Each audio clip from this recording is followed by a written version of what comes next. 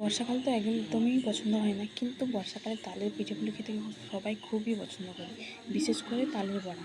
তো আজ বর্ষার মধ্যে বানিয়ে ফেললাম তালের বড়া। তো দেখে নাও কী করে বানালাম।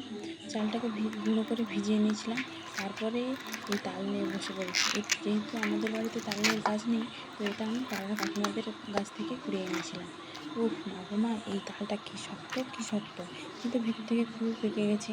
কিন্তু আর খুবই ইচ্ছে করছিলো তালের বড়া বানানো খেতে, তাই এটাকে নিয়ে ফুটে ফুটে তৈরি করতে আরম্ভ করে দিলাম।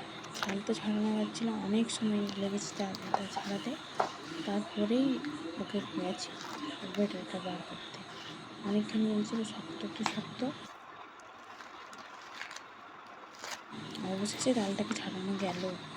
উফ কী কষ্ট, এত সময় লাগে না করার জন্য তাল ছাড়াতে। এই যে রেডি মহারাজ।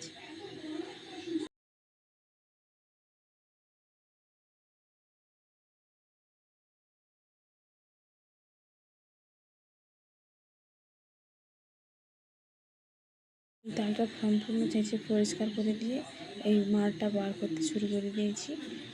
এইরকম করেই আমাদের বের করা হয়, যেহেতু আমরা গ্রামে থাকি, গ্রামের পদ্ধতিতেই সব কিছু করা হয়। এই চালটা ভিজিয়ে রাখা ছিল, তার উপর ময়দা, চিনি ও লবণ দিয়ে ভালো করে মাখিয়ে নিলাম। মাখিয়ে নেব ভালো করে। তারপরেই মাখানোর পর এই তালের মাড়টা দেওয়া হবে, দিয়ে মাখানো হবে।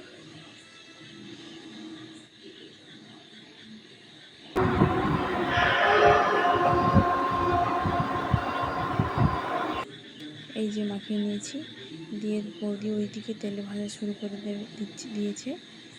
তো কালকা তালের বড়া খেতে খুব ভালোবাসো, প্লিজ জানিও। আর ভিডিওটি কেমন ভালো লাগলে সাবস্ক্রাইব ও লাইক করে দিও।